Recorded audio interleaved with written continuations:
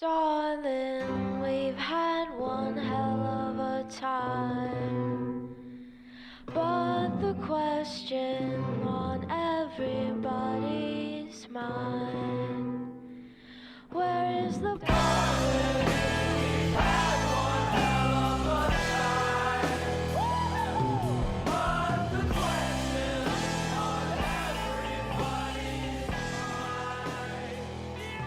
mind. Welcome everybody to a brand new episode of. I was doing the movie thing that we got to sync it up. It's already synced. But sure. Welcome to Ideas Don't Bleed. It's a comics podcast presented by Ashcan Press and featuring Matthew Rosenberg and the Supple Boiz, me, Ethan S. Parker, and Griffin Sheridan. Hello, Matthew. How are you doing on this fine podcasting day?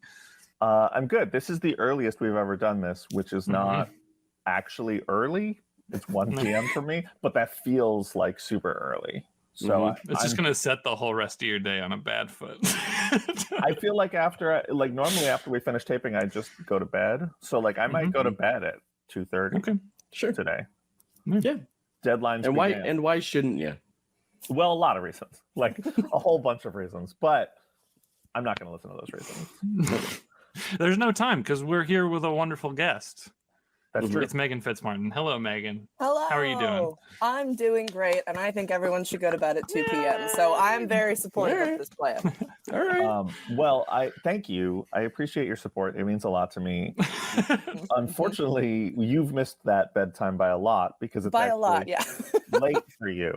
A bit, yes. The world is crazy. We were given a bit of information right before taping that caught us off guard. If you don't mind us talking about it. Where are you, Meghan? That's such a great question. I'm in London. Okay. Right. Where specifically in London would you be? I'm on the Thames. Literally. In a boat on the Thames. In a boat. You said I'm on a boat, and then you moved so we could see behind you, and it was like, oh my god, that is a boat. I never would have thought until you said it.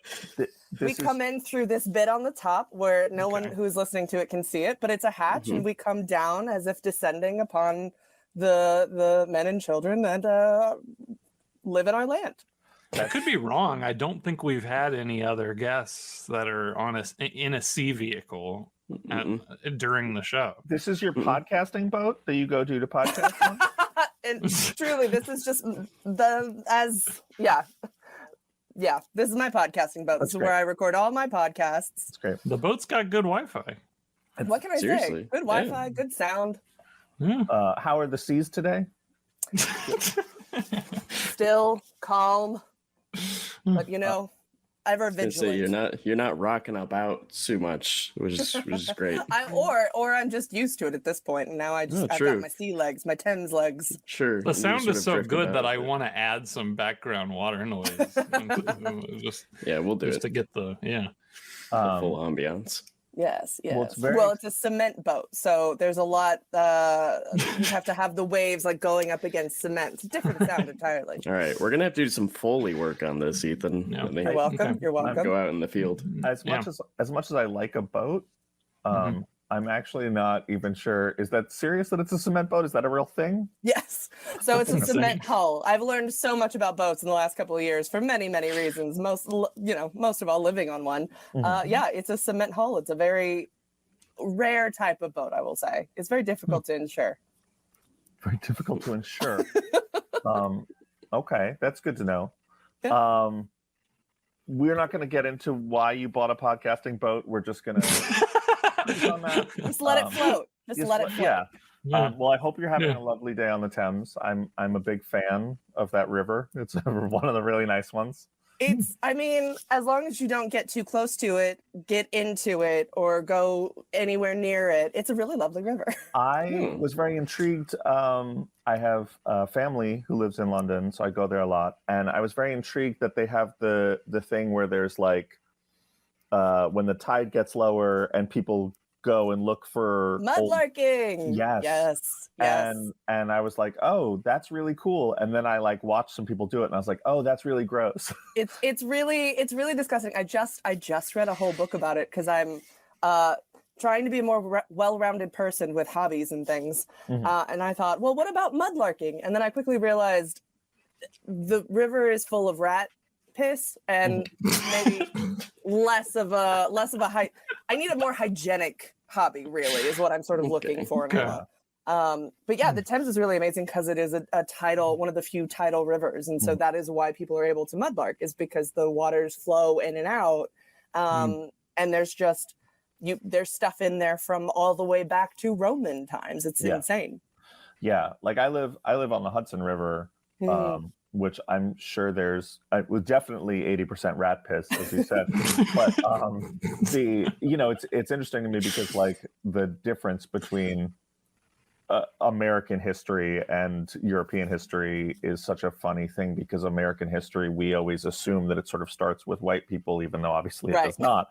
But like that's sort of the history we discuss, and so we as a like general culture tend to like reference things and be like, this was built in 1804, and then you go to England and people are like, my fucking house was built in the 1300s. I went to Oxford to visit, and everyone was like, oh yeah, so this college was built X, Y, whatever. And I was like, this is older than my country. This is a university that has existed for longer than my country has existed as a thing. Yeah, it's a big thing in New York to be like, yeah, this is pre-war architecture. And I remember talking to a British friend once, and they were like, which war are you referring to? Yeah. And I was like, yeah, not a pretty recent one by your standards. Yeah.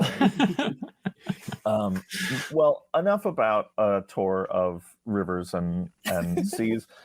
I would start with, what, is that not a good segue? Was that not? No, I loved it. I think you should keep going. Maybe we'll start all our guests from now on with some river questions, and then move on from there. Favorite river? That's a new quick quiz question. Favorite river. It's a good question. It's not one that you hear often. It forces you to think. What's the craziest thing you've found in a river? Yeah. Have you found rat piss from Roman times in a river? Old rabbit. But the concern is that obviously dead bodies would be like the number one answer, wouldn't it? Yeah. Like it would be concerning if we asked that on a quick quiz and then somebody was like, a dead body, and then they just like kind of spaced out, and then we had to keep the quick quiz going. I'm going to tell my dead body in a river story now, because oh no, it's not exactly a personal story, but does Stephen King's Stand By Me. How did it take us so many episodes to get to this? Well, because it's not a, because you don't ask anybody what they found in a river. This isn't me, but one of my lifelong best friends, my childhood best friend, like he grew up on my block, and we went on like family vacations together, and he's still a very good friend of mine. His senior year in high school, he was doing you could do like go off campus and go do a project, intern somewhere for a few months. And he interned at a place called the River Project, which is a Hudson River Conservancy, maybe East River Conservancy, one of the rivers in Manhattan. And his first day, they were like, we're going to take it easy on you. We're just going to take you out in a boat, show you around. And they're like, head down to the dock and, we'll meet you there. He's literally 20 minutes into his like internship. He goes down and there's a dead body floating against the boat. And he freaked out, and they were like, yeah, that's going to happen. They're like, that's not an all the time thing, but it does happen. And I love that they were less than phased. They were like, well, yeah, this is a thing. Yeah. And then they were just kind of like, I guess go home for the day. We're going to start again tomorrow. And so like he came home and just like called me, and it was like, yeah, I found a dead body. Pretty fun. He's okay. He doesn't really get fazed by stuff. So all right. So the real challenge is now you need to segue into whatever you were going to talk about earlier. Speaking of bloated corpses, let's talk about comic books. Our first question that we ask everyone is sort of, why comics? Why do you make comics? When did you fall in love with comics? What is it about comics for you that sort of gets you going? Yeah. So I got into comics at a fairly young age. I come from a very sheltered background, very religious. Thank you. I'm very proud. And I wasn't allowed to see like PG-13 movies. We didn't have a TV until I was like 14, something along those lines. And yet the only movie that was PG-13 that I was allowed to see was Spider-Man. My dad was just like, no, I'm taking my kid to see this Spider-Man movie and this like Iron Man movie, whatever, like all of these movies that started coming out. X-Men, I was another one that I really remember, that there was no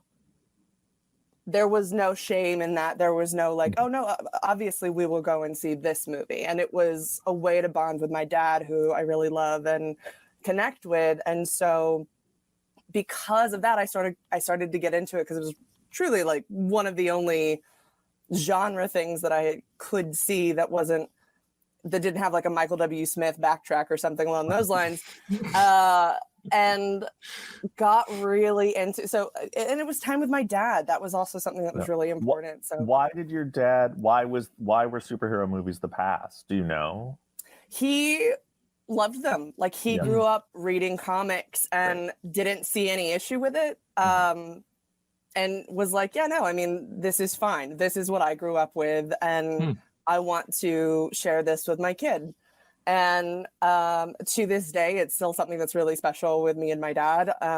He's not this year because of health reasons, but since I moved to LA, which I split time back and forth between London and LA, since I moved to LA, my dad comes out every year for my birthday, which is around the time that a Marvel movie comes out, and we go and see a Marvel movie together. And or a superhero movie. It was really special. A couple years ago, he was able to come out and see a DC animated movie that I had written around my birthday. So it's just something very special that my dad and I has always shared. And then I found... Sorry, which one was it? Was it the Justice Society one? Yeah, it was Justice Society World War II. That's awesome.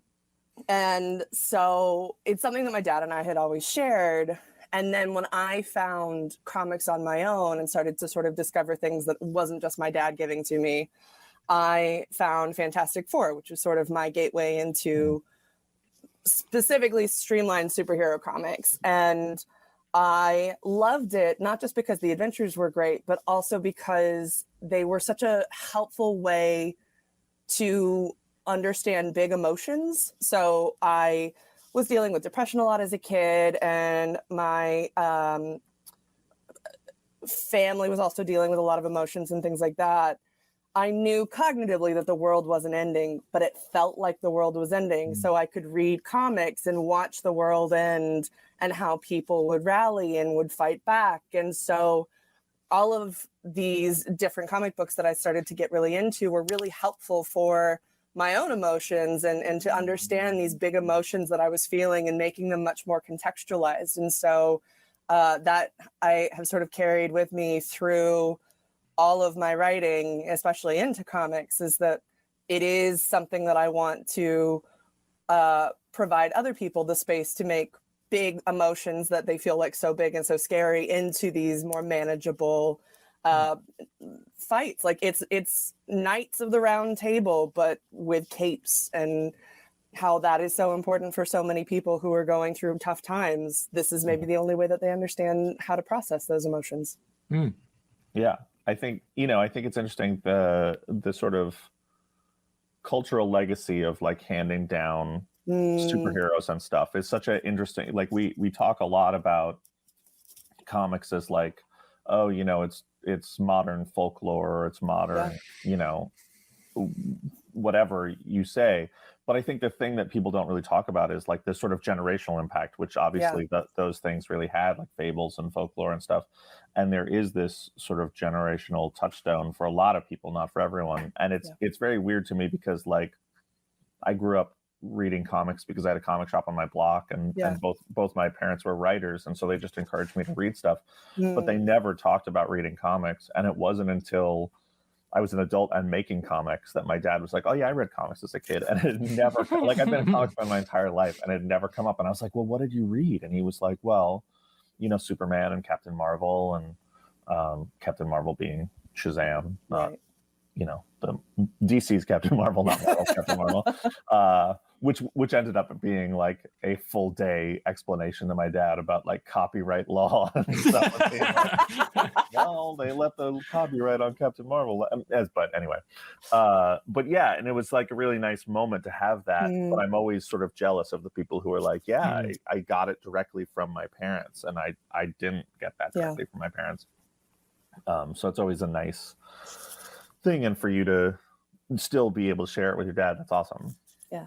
I feel like it skipped a generation with my family because my parents like had no idea that comics like existed at all, but like that was something I was able to bond with my grandpa about. Was like that he worked in a grocery store, and so like they had a spinner rack, and and like him working there, he would read everything that was there, and like so like that was like the only person in my family, and also not having anybody at school that was into it. It was like, it was just a specific thing with my grandfather, being able to bond with him about that. And so that was that's really special. What did your grandfather read?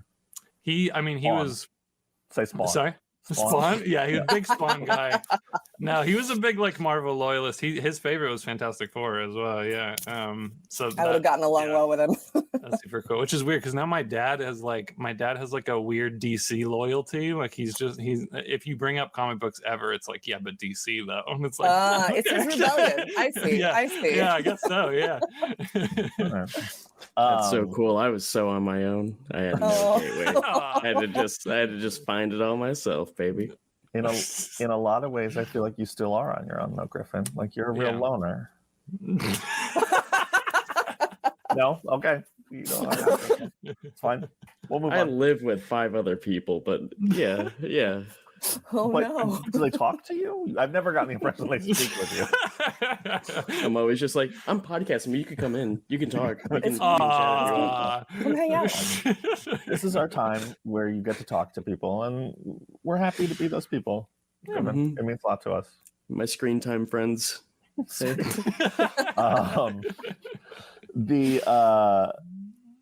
I guess the question that I'm curious about is, you have, in comics, there's sort of this funny idea that a lot of people have that like I don't love, but it exists and is pervasive, of like, I'm going to make comics for a long time and then I'm going to graduate to film, TV, whatever. Yeah. And so I'm fascinated all the time when people go the other way.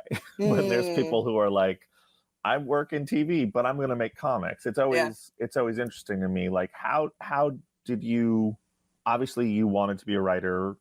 It's not really something that happens accidentally. Did you want to be a comics writer? Did you want to write for TV? Like, how did you get into writing working on Supernatural and that stuff? Yeah. So, I mean, this is fairly well documented, but I went to school actually to be a youth pastor. That was really wow. Yeah, that was sort of the path that I expected my life to take, and I wanted to be a youth pastor because I wanted to tell people that they are loved. That was my whole point and purpose. And I knew that if I went to school to be a teacher, I would be the worst teacher, because half the time I would be like, guys, you don't have to really go to school. Like, it's fine. It's like all social learning. Like, don't worry. Like, if you got an F, that's fine. Like, I would be the worst teacher. So I was like, okay. And while I was there, I ended up accidentally getting a communications minor because I just took so many writing courses, and I fell in love with writing. And originally, I actually took my first writing class. It was for writing radio and TV because I wanted to write audio. I grew up listening to an audio drama that is a Christian audio drama, but is one of the few good things that's come out of Christian media. It's that and VeggieTales. Those are the only two good things.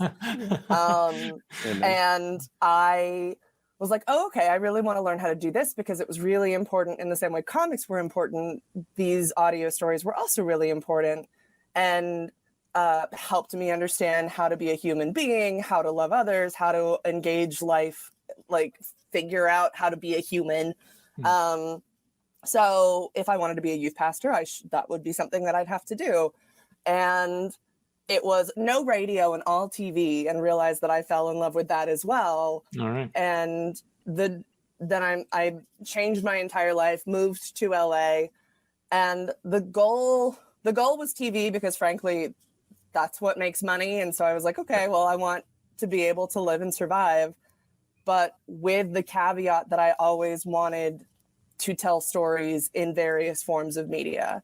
And comics was one of them, animation was one of them, audio was one of them. And I didn't know anyone. I didn't know anyone that had written comics. I didn't know anybody that had written television or animation or audio. I was sort of going in blind and reading as much as I could and listening to as many people as possible and Googling everyone online and being like, how did you do this thing that you got there? And really focused on just trying to make my own stuff. Like I had gotten the job at Supernatural as an assistant.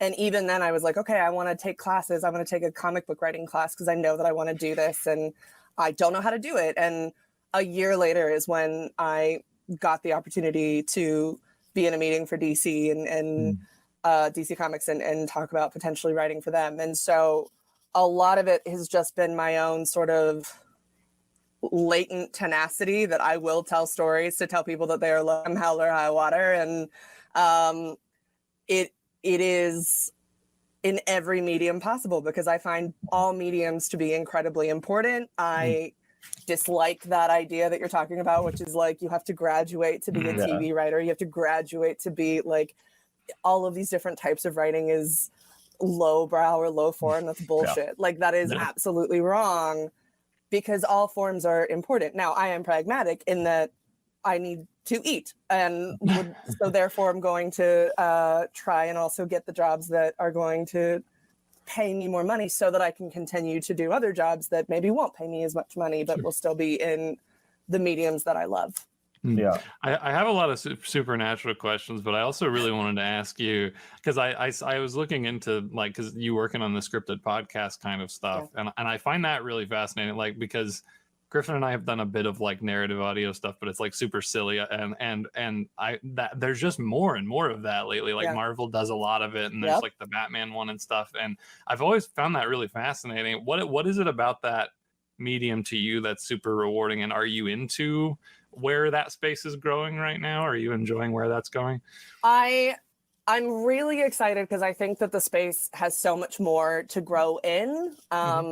I've been in the audio space for a number of years, and it feels like it's sort of at this wall and waiting for the floodgates to open on it. To be honest, I love it because it's a very intimate medium. It's rewarding because it focuses very much on the emotions, which is something that I really focus on a lot in my writing, and so it engages with people on a much more intimate level in the same way that like people that listen to nonfiction podcasts like your podcast will still engage and feel like they're listening to or hanging out with friends. Like it's not just limited to fiction podcasts. It's the same thing. There is a level of intimacy because it's like you are listening. There's something about the closeness of it that I find really fascinating. And so I love that. I also I have a whole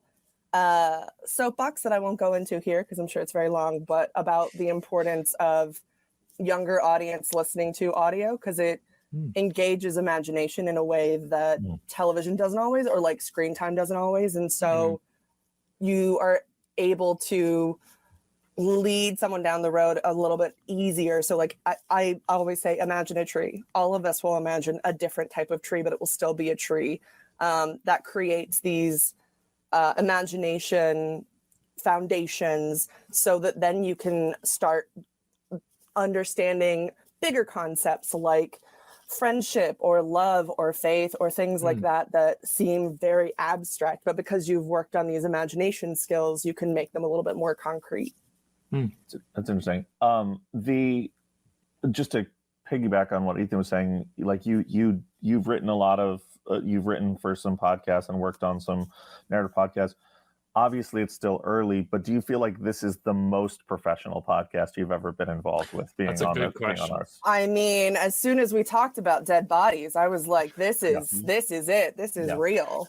Well, we do a lot of scripting here. Yeah, this is a lot of this is pre-planned out. Yeah, we really do the work. I was gonna ask about that like 20-page script you guys sent me. I was like, did you want me to be off book for the whole thing? No. You know, we like to open it up at the end for a little, like, give you 5 minutes to really do whatever you want, but mostly, yeah, we're gonna stick some to different, different guests need different levels of control. I mean, Declan Shalvey's whole episodes were scripted. We did not let him do cannot let any that guy speak. No. You can't let that guy. Yeah. I mean, you've met a lot of people in comics. You really don't want to actually hear what they think. Listen, a script is a good know. I make fun, but goodness gracious, that's helpful. And we'll let you know. We'll reach out if there are any pickups we have to do. Okay. Once we get into. Yeah, we're probably gonna dub all 4 of us in after with professional actors. Right? Yeah. Yeah. No, I love me some ADR. Sounds real. Sounds good. Yeah. We just feed everyone's files to that AI voice generator that Disney uses for Darth Vader. And oh boy, just before this, I saw that video where somebody used the AI thing to make Joe Rogan interview SpongeBob, and it just sounded completely real. And I was like, oh god, the world's over. Done. It's done. The world's over, but that's pretty good. But also, are you sure that Joe Rogan didn't actually interview SpongeBob? I'm not. But going back to the supernatural thing, maybe I'm wrong. I should have done research on this. I feel like Supernatural is a show that had a lot of people around it who were excited about comics. Is that a thing? I know other comic book creators who worked on Supernatural, and so we've definitely had comic book creators within it. A mixed bag. I wouldn't necessarily say that our fans on Supernatural were definitely comic literate. I will say that. I think that's probably it wasn't that I noticed that there was a higher comic fandom within it. But out on the production side. On the production side. Oh yeah. Loads of comic book fans. Like we had tons of writers who also did comic book wrote for comics, and even within I remember one episode that we did where both the writer got really excited about comics and adding comics into it, and the production team also got excited about adding comics into it. So it was just a whole nerd fest. It was great. Yeah, I sat with I'm buddies with Robbie Thompson, who worked on Supernatural, and he's great. And I didn't know that he worked on the show. Like early on in meeting him, I didn't know he worked on it, and I went and sat at his table at a convention, and it was like a totally different. He was at a totally different convention. Like we both were Marvel writers, and it was like people would come up and just be like, Mr. Thompson, and I was like, why aren't they saying Robbie? But they were also like, can I hug you? And I was like, why do these people want to hug you? And like, it was so different that after 20 minutes, I was like, I'm sorry, what's going on here? And he was like, we do not have the same convention experience. But also like people weren't getting things signed. They wanted to talk to him and have this moment. And I was like, oh, it's such a different thing. So they're very involved within conventions. So like there's loads of Supernatural conventions. They're very big. The fandom still goes to many of them. Even the show's been off the air. So conventions is a language that I think Supernatural fans do speak. But yeah, they're very different than comic books, right? Like because it's so much more about in comic book conventions. It's about signing it. It's about talking a little bit. But like, I want to sign this thing. Thank you for it. Go on. And with Supernatural conventions, a lot of the times, like fans will go and talk to actors and talk to the creators that are there and whatnot, and just have conversations with them because it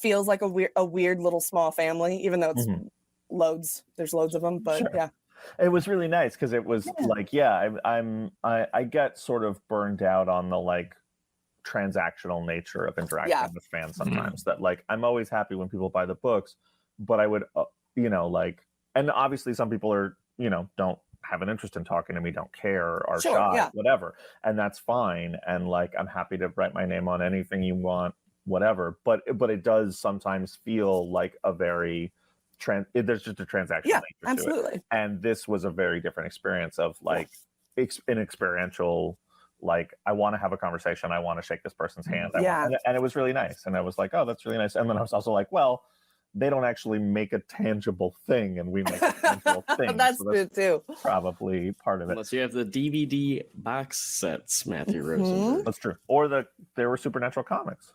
There were Supernatural comics, yeah. Get the merch. I was a big Supernatural fan. Were you? I was. When did you stop watching? That's the question, isn't it? It sure is. 12, 13? Oh, you lasted fairly long. You have only 2 more seasons to go, my man. I know. I still have, and I don't know what happens in the finale. I can't believe I've been able to avoid it, and I still don't really know how it ends. So maybe it's time. I mean, if you were on season 7, then I would say, okay, I understand you stopped. You were so close to the end. Yeah, that's insane. You have to. Well, it didn't. It felt like, you know, I didn't know it was one of those things where it's like, is it gonna end? We're on That's fucking fair. 12 now. I don't know. And then a couple years later, like, all right, it's done. I was like, All right, we're that makes tired sense. That makes sense.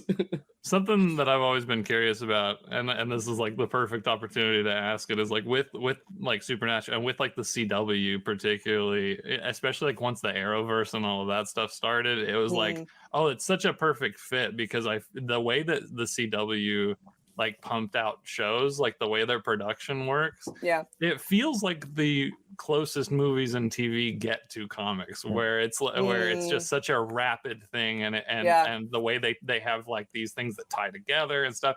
Did you feel any similarity between working in that world and working in comics? Absolutely. I mean, that the production schedule that you're sort of talking about is old TV. Like I mean, we're going. My partner and I are going back and watching MASH episodes because I've never seen it before, and like 24, 25 episodes a season. Like that is very much an old school Hollywood thing. And then in part, that's one of the reasons why we were able to do it and do it, I think, so successfully, is because we had Bob Singer, who had been who's been in television for a billion years. He's like so intelligent when it comes to getting the filming out, getting stuff done. And there's a weird similarity between that and comics. And I think honestly, one of the reasons why I love working in various different mediums is because there's so much that you can learn from working in each one that you never know what feeds into another one. So like quick production schedule, quick turnaround schedules are what my experience in television has always been. And so within comics, it always makes sense to me when it's like, we need this like today or tomorrow. Yeah, that makes sense because that is sort of what I have grown up with within my own process in television. So there's levels to it that made a lot of sense to me and I think are fairly consistent. Yeah, right, totally. I remember as a kid growing up, my dad worked on network television and was a writer, and I'd go to the set and, you know, spend a lot of time on the set, and he sometimes would be on set and writing like the next be like, we need to change this needs to change, this needs to, and like to me I grew up with that feeling normal because it was like my dad and I was a little kid, and then I like hit comics and was doing that and was like, oh, I was sort of trained at a very young age to think that these deadlines and this demand was a normal thing, when it's really creatively not great. But no, I mean, definitely not ideal. And I think but I also think when you have that training, you learn how to be on top of it a lot faster. Sure. Which I'm very grateful for. And also you learn what things you can push back on of like, no, you don't need this right now. Like I know what the priority element is in this, and I can there's certain things I can push back on because I know how that production schedule works. I have a buddy who's a writer, and he was calling me in crisis last week because he was like, I'm going on vacation for a week and they don't seem to be acknowledging that. No. And he's like, and I was like, it's fine, you'll be fine. I was like, tell me where you are on processes, like you'll be fine, like you'll get a couple urgent emails, but like if you're not going to print on Monday or Wednesday, you're okay. Like things can be fixed. But exactly. It's such a funny, like both are such weird gun to the head type creative processes that I think don't prepare you for a lot of other things, but are very good at honing certain skills. You learn how to be a producer of a comic, I think, very quickly in that way, which is a sort of a weird way of looking at it, but it's what you have to be. I mean, that's a good segue. When you made the transition to start doing stuff at DC, like how was that process? Like, you said you met with DC because you've been working on stuff. Like, what happened there? How did you get in there, and how was the transition? Yeah, weird only because we came in. There's a now infamous meeting that I was a part of, which was the future state meeting with Dan Didio. It was the first time I had met anyone in DC Comics, anybody in editorial. We had gotten the brief from I had done the Justice Society movie with Jeremy already, and the folks that we'd worked with in animation were like, hey, DC is looking for some new writers if you guys are interested. Jeremy and I at this point were both writers on Supernatural. Our offices were next to each other and we were dying. We were dead. We were on the floor. We were like, of course. So we both were very excited. We went to this meeting. And then I've never seen a man just sort of unravel over the end of his career happening in front of him. And it was such a strange meeting. And so that was my introduction to working for DC Comics, was Dan Didio is about to leave, but none of us knew that. And it was just like, I remember he sat down and got really emotional about comics, and we were like, this is really nice, but why? I've just met you.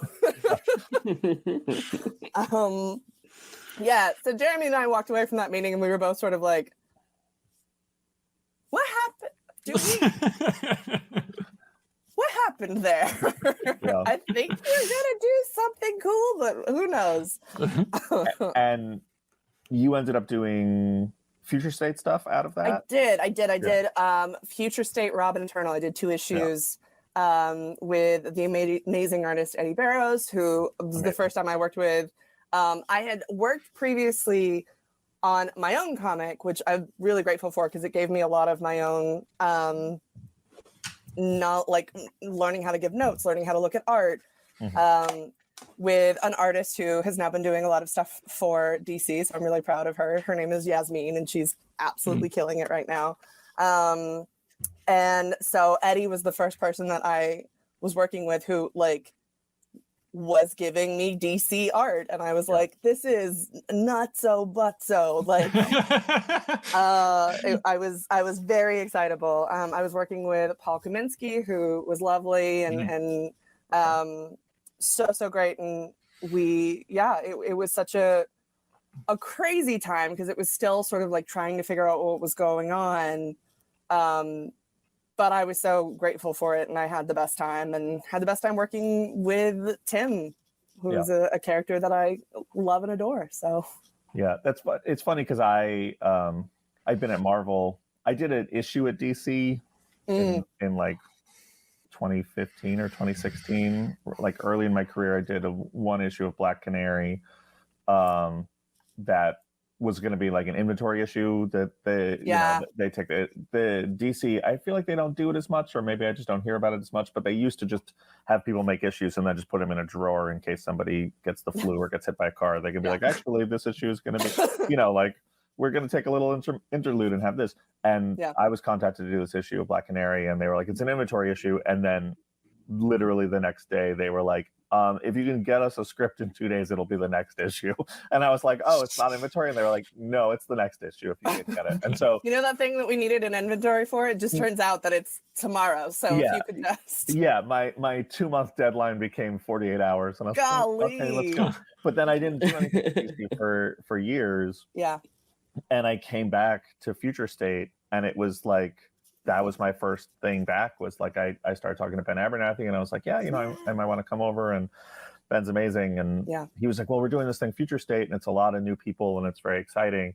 And it was really fun because it felt like this really amazing creative energy. And it wasn't until later that I found out that it was like, well, it's coming from a lot of different places, because some of it was Dan stuff, and some of it was like people Dan brought in left, and some of it was like Ben stuff, and they were like, well, some of this is stuff that's going to go forward, and some of it won't go forward. And like, at the and it like there was no reason to tell me any of that. That would not have been helpful information. Sure. But it was the kind of thing that at the time I was like, well, this is so exciting. This is like the future of DC right here. Like here we all are. And absolutely. I'm still really excited about that brief. Like I thought that was such a really cool, and it really was. That was sort of semi-manic, but at the same time, it was very like exciting and felt new, which was delightful. Yeah, I think the idea of Future State was great, and I really loved and a lot of the books, and yeah, it was fun. It was the kind of thing that like a lot of cool ideas in comics. I was like, I would like to have stuck with this for a year instead of 2 months, but like I guess that we have to get back to status quos and things like that.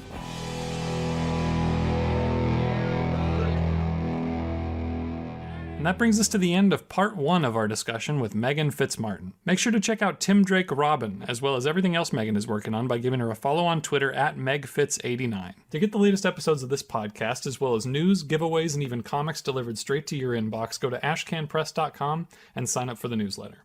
We'll be back next week for part 2 of our discussion, and in the meantime, you can write to us at ideasdon'tbleedpod@gmail.com, or tweet to Matthew Rosenberg at ashcanpress on Twitter, me at Tales to Astonish, or Griffin at Griff Sheridan.